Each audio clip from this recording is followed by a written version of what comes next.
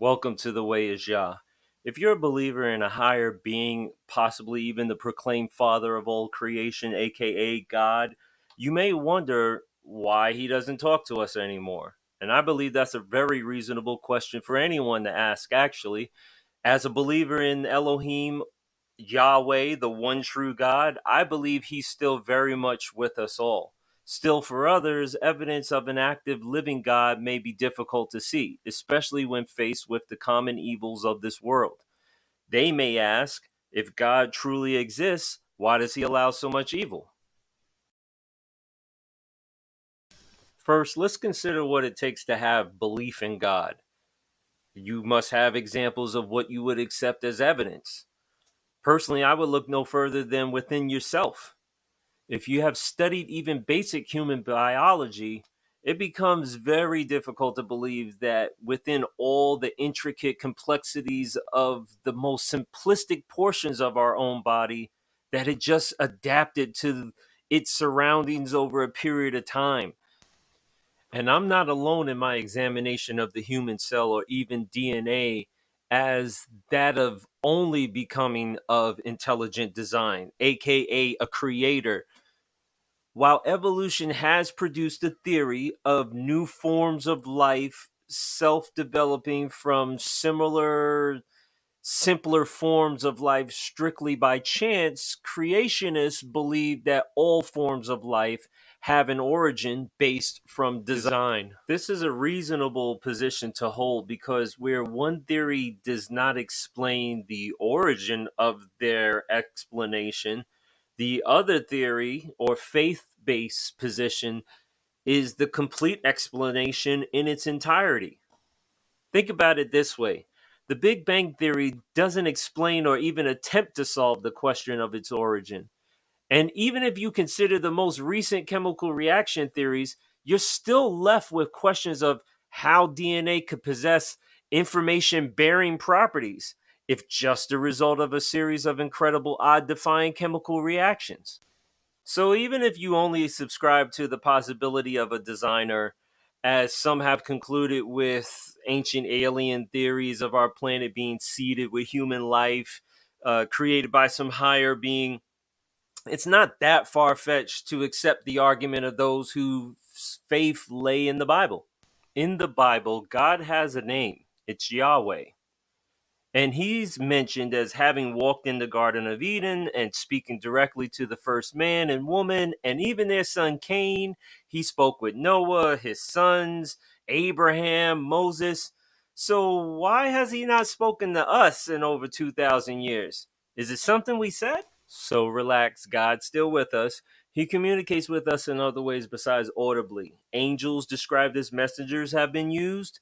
Remember Gabriel when he spoke to the soon to be mother of Yeshua HaMashiach, which is translated from Hebrew to mean Jesus the Messiah, Miriam, or otherwise known as Mary in the book of Luke?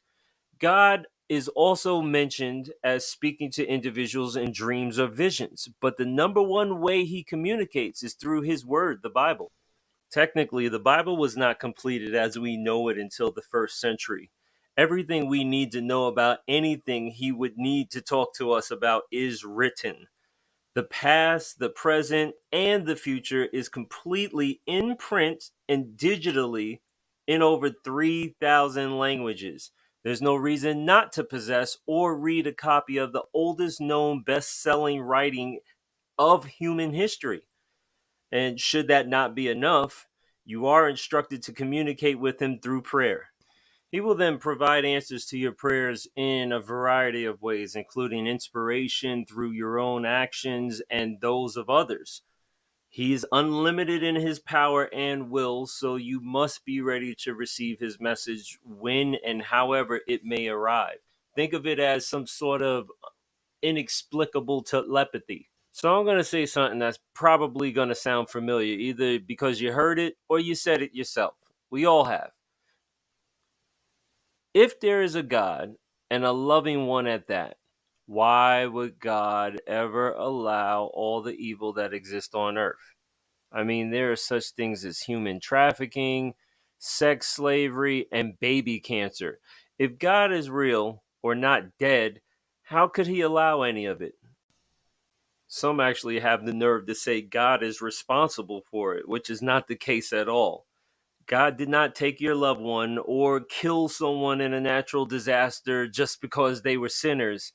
He didn't do any of it at all. The day and the life of an average human being is mostly coincidental, while usually anything outright evil in nature should have blame placed on the enemy of God. Look, like everything you're going to see on my videos, the answer's in the Bible. Read Revelation 12:12. The devil himself is responsible for those evils. He's described as having been cast out of heaven to the earth, having great wrath, knowing that he has little time. So think a psychopathic killer on death row escaped prison and he's loose and now he's in the home of the person that got him convicted. It's almost that simple. Satan is responsible for the evils on earth, not God. The only logical question after that would be, well, then, if God's not responsible, why has he allowed the devil to attack his children? Well, the Bible explains that the devil has been limited in his ability to harm us, especially those faithful to God. Read 2 Thessalonians chapter 3, verses 3 through 5. The purpose of it all is to test the faith of his children, as God wants true servants that love him with their whole heart and soul. The first man and woman failed this test, and they were cursed as a result. Read all about it in Genesis chapter 3. This is part of the result of Satan's and their disobedience. And if you're faithful to God, you are assured in 1 Corinthians chapter 10, verse 13, that you will not experience a trial beyond your ability, and God will make a way of escape for you. So you got to be aware of how Satan operates. Not much has changed from the Garden of Eden. Not all tragedy is directly by Satan's hand. He didn't forcibly make the first man and woman eat the forbidden fruit, nor did he tell them to do so. Some tragic events are simply coincidental, an occurrence formed from only related circumstances of evil that he may or may not have had a hand in. So, yes, this world is grown to become one huge network of people all implanted with satanic seeds of evil growing in the dark jungles of nothing short of your worst nightmares. But Satan is the reason for the infection, whether he is directly responsible or indirectly. So look, yes, God is allowing it all to happen, but only for a short period of time. You may read all about it in the book of Revelation on your own.